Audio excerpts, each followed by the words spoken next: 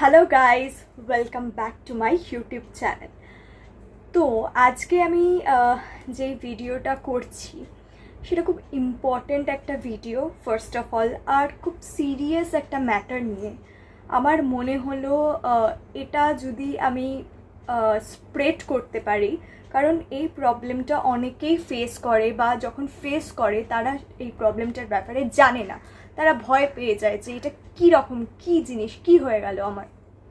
তো তাই জন্য আমি ভাবলাম এই ভিডিওটা আমি বানাই, কারণ এটার ওপরে কোনো বাংলাতে কোনো ভিডিও নেই যতদূর আমি রিসার্চ করে দেখলাম। তো আজকে কোনো হলের ভিডিও হবে না, খুব একটা ইম্পর্টেন্ট টপিকের ওপর ভিডিও হবে। তো আজকের টপিক হচ্ছে টেলোজেন এফ্লুভিয়াম।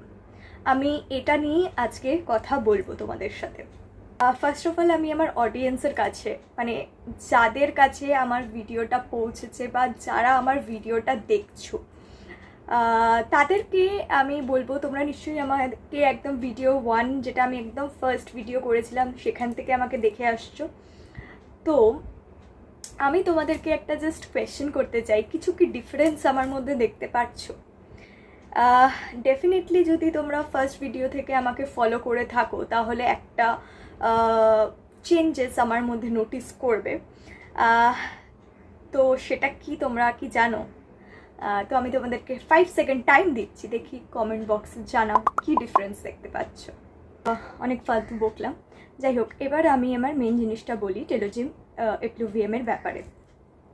তো তোমরা যদি কোনো দিনও খুব মানে ম্যাসিভ হেয়ারফল নোটিস করো, ম্যাসিভ বলতে কিন্তু আমি একদম ম্যাসিভ বলছি, লাইক তোমরা জাস্ট এইভাবে টাচ করবে, এরকম করবে, হাতে পুরো এক মুঠো চুল বেরিয়ে আসবে, এরকম টাইপের যদি তোমরা কিছু নোটিস করো তাহলে তোমাদেরকে বুঝে নিতে হবে সেটা টেলোজেন এফ্লুভিয়াম হয়েছে।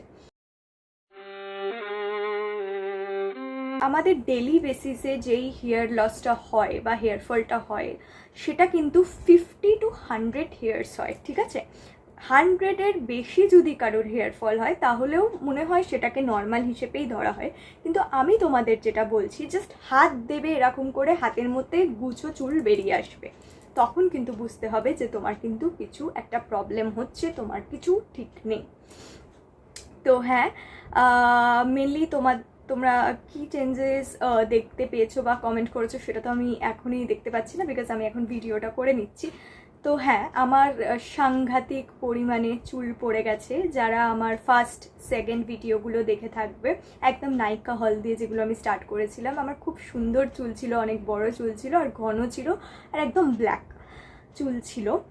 তো লাস্ট ইয়ার আমার জুলাই মাসে ডেঙ্গু হয়েছিল প্লাস ক্রাপ টাইফাস বলে একটা রোগ হয়, লাইক ওটা একটা ইনসেক্ট কামড়ালে হয়, যেমন ডেঙ্গু তো মশা কামড়ালে হয় আমরা সবাই জানি, আর স্ক্রাব টাইফাস হচ্ছে একটা ইন্দোনেশিয়ান একটা পোকা মেনলি কামড়ালে ওই রোগটা হয়। তো আমার দুটোই হয়েছিল। আমার প্রায় 11 দিন ধরে জ্বর ছিল। তো কেউ কোনো ডক্টর বা কেউ কিছু বুঝতে পারছিল না যে এটা আমার কী ইস্যু হচ্ছে, কেন জ্বর কমছে না। তো অনেক ব্লাড টেস্টও করা হয়েছে, এমন নয় যে কোনো ব্লাড টেস্ট করেনি বা কিছু না, সব কিছুই করা হয়েছে, কিন্তু কিছুতেই আমার কোনো কিছুতেই ডেঙ্গু পজিটিভ আসছিল না। তো সাধারণতভাবে কেউ কিছু বুঝতে পারছিল না। তো তারপরে আমি একটা ডক্টরের কাছে যাই, আমার ফ্যামিলি ফ্রেন্ডের মধ্যে পড়ে সেই ডক্টর। আমি তার নামটা এখানে নেব না, বা উনি কোথায় বসেন আমি সেটাও জানাতে পারবো না। যদি তোমরা জানতে চাও, আমি আমার মেল আইডিটা এখানে নিচে দিয়ে দেবো, এখানে তোমরা আমার সাথে কন্ট্যাক্ট করতে পারো, আমি তোমাদেরকে বলে দেবো। তো ওই ডক্টরটা আমার কাছে একটা, মানে কি বলবো, ভগবানের কাছে কম নয়। আমি কেন বলছি কথাটা, আমার প্রায় অনেকগুলো ডক্টর দেখানো হয়েছে, কিছুতেই আমার রোগটা, মানে কি হয়েছে, কেন আমার জ্বরটা কমছে না, কিছুতেই ধরা পড়ছিল না, কেউ ধরতে পারছিল না মেনলি।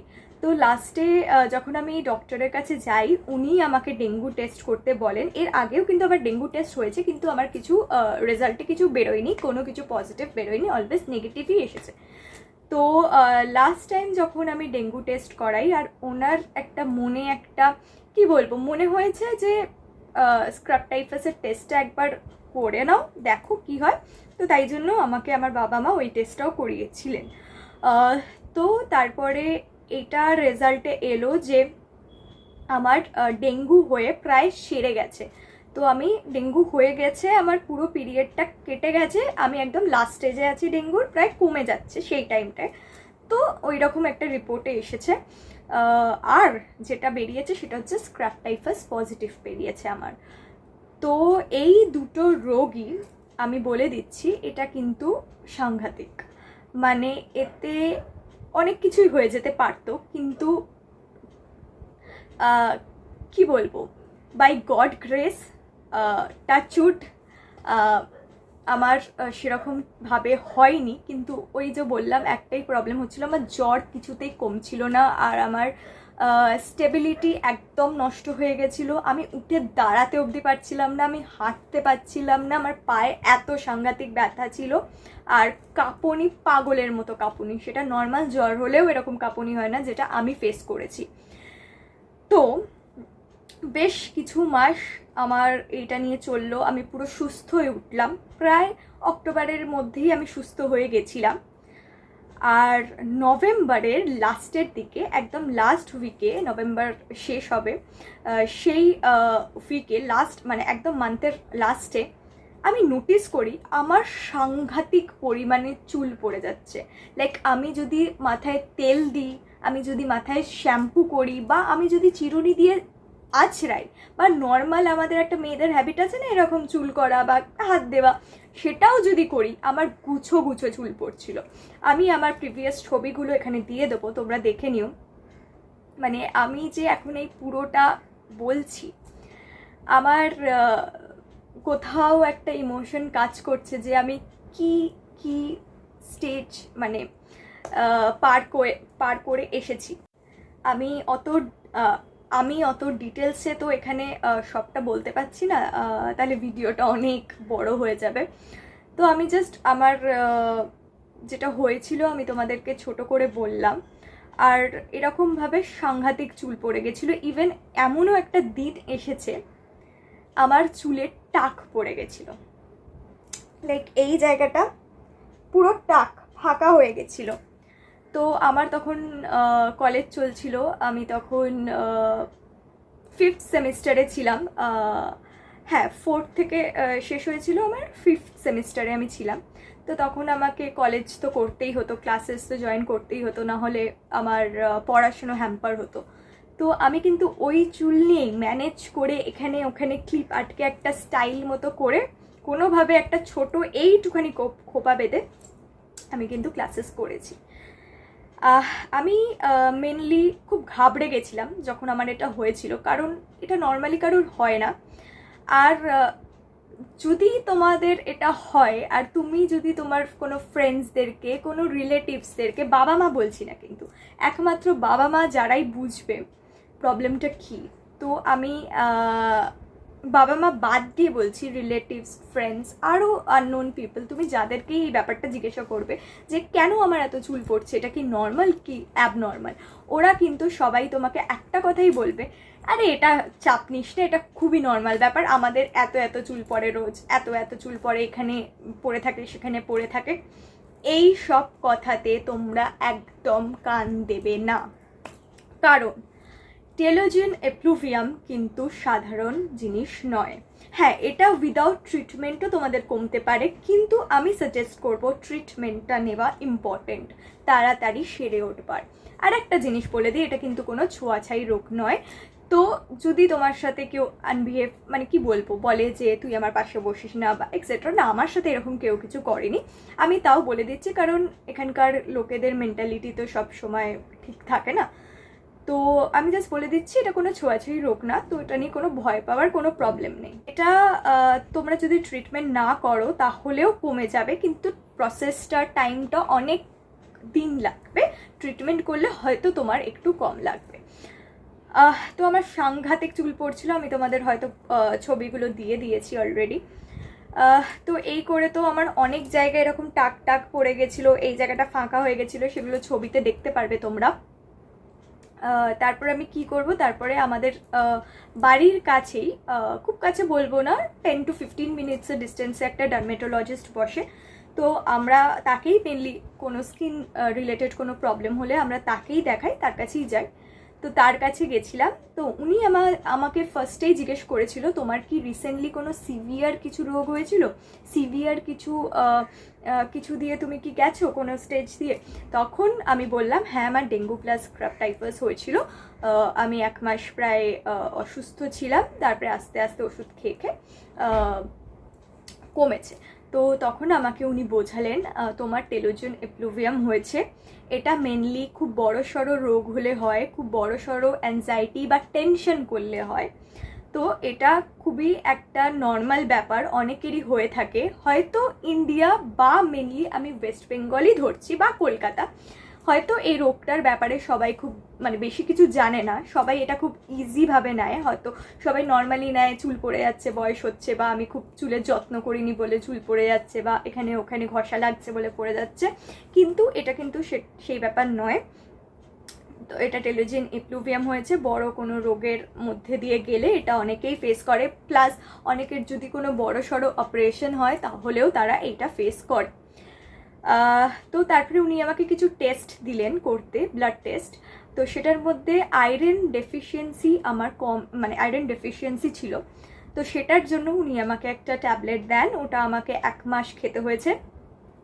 আর একটা সিরাম দেন, যেটা আমি তোমাদেরকে দেখাচ্ছি, এই সিরামটা উনি আমাকে দিয়েছিলেন, ভালো করে দেখে নাও। আচ্ছা, এই সিরামটা আমি তোমাদেরকে দেখালাম বটে, কিন্তু আমি এটা বলবো তোমরা উইদাউট কারোর পারমিশন, কোনো ডক্টরের সাজেশন ছাড়া, কোনো ডার্মেটোলজিস্টের সাজেশন ছাড়া তোমরা এটা ইউজ করো না।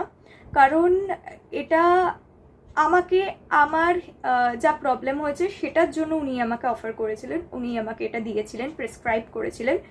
তো আমি জাস্ট দেখালাম।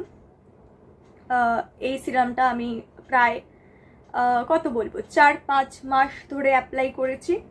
তো তখন আস্তে আস্তে আমার হেয়ার গ্রোথ হয়েছে, যেই জায়গাগুলো টাক পড়ে গেছিলো, খালি হয়ে গেছিলো, সেই জায়গাগুলো আস্তে আস্তে রিকভার হয়েছে। এখন আমি বলবো আমার যেই কন্ডিশন হয়েছিল তার থেকে এখন অনেকটাই রিকভার হয়ে গেছে।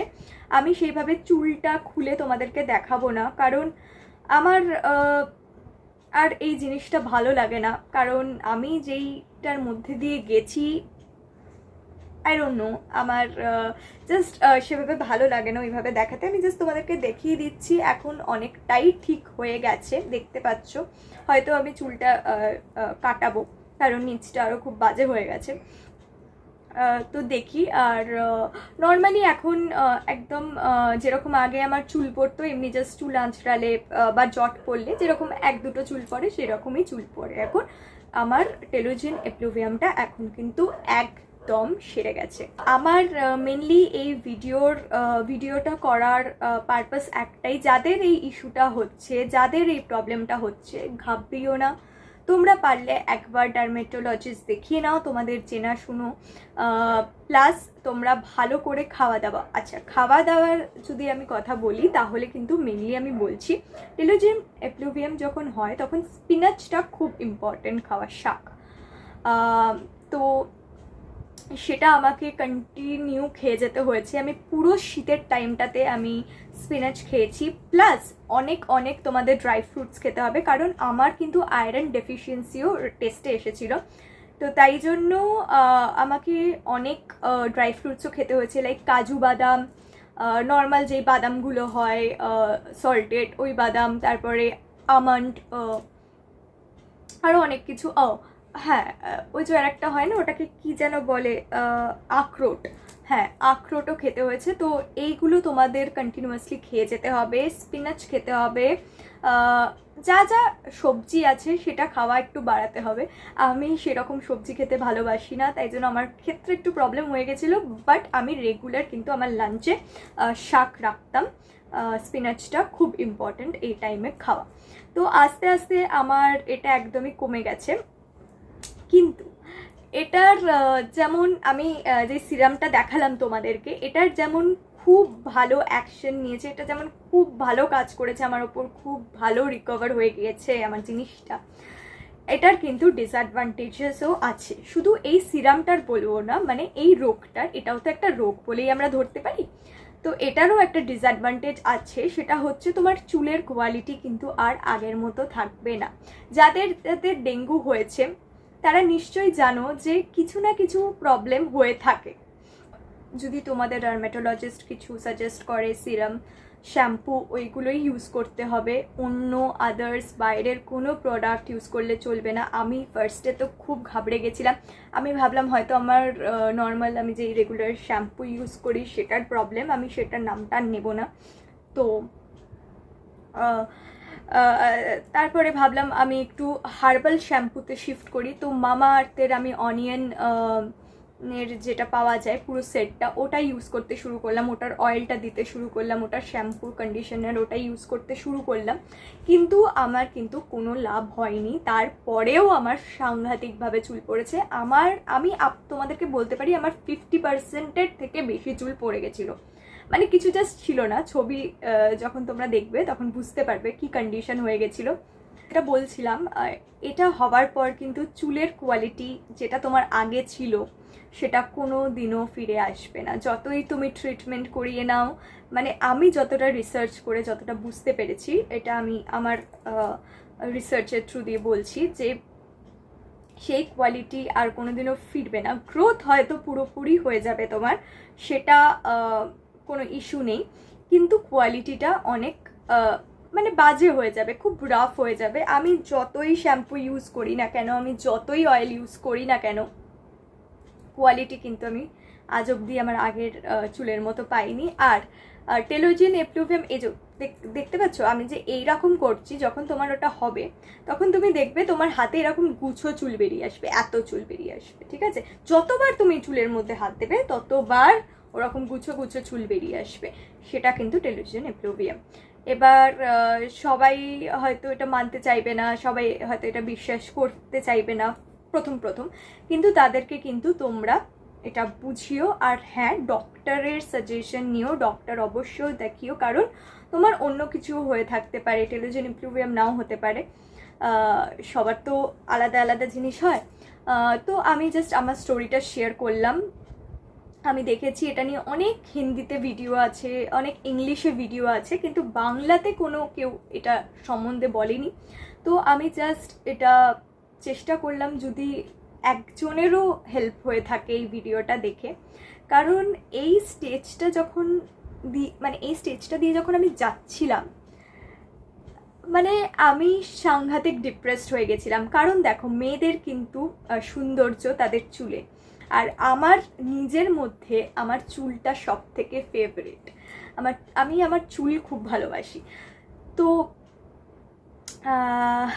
আমি এটাই বলবো, এটা হলে তোমরা খুব ডিপ্রেসড হয়ে যাবে, খুব ডিপ্রেশনের থ্রু দিয়ে যাবে, কান্নাকাটি অনেক কিছু তোমরা করবে। আমিও এগুলোর থ্রু দিয়ে মানে এগুলো ফেস করেছি।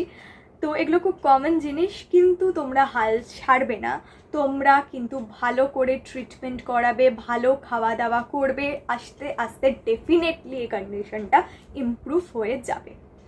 আর যদি তোমাদের ডার্মেটোলজিস্ট বাই এনি চান্স কোনো ব্লাড টেস্ট না দেয়, তাহলে আমি বলবো তোমরা পারলে একটা ওনার থেকে মানে লিখিয়ে নিও, প্রেসক্রাইব করিয়ে নিও, যাতে উনি তোমাদেরকে করতে দেয়, তাহলে আরও ভালোভাবে ডিটেক্ট করা যাবে যে কি অ্যাকচুয়ালি হয়েছে। আর আমি তো ডক্টরের নাম্বারস তো এরকমভাবে দিতে পারবো না ওপেনলি, আমি আমার মেল আইডিটা দিয়ে দেবো, সেখানে তোমরা আমার সাথে যোগাযোগ করতে পারো, এরকম প্রবলেম হলে আমাকে জানাতে পারো, আমি ডেফিনেটলি তোমাদেরকে রিপ্লাই দেবো, আমি ডেফিনেটলি তোমাদেরকে হেল্প করব, সাজেশন দেব কি করা উচিত।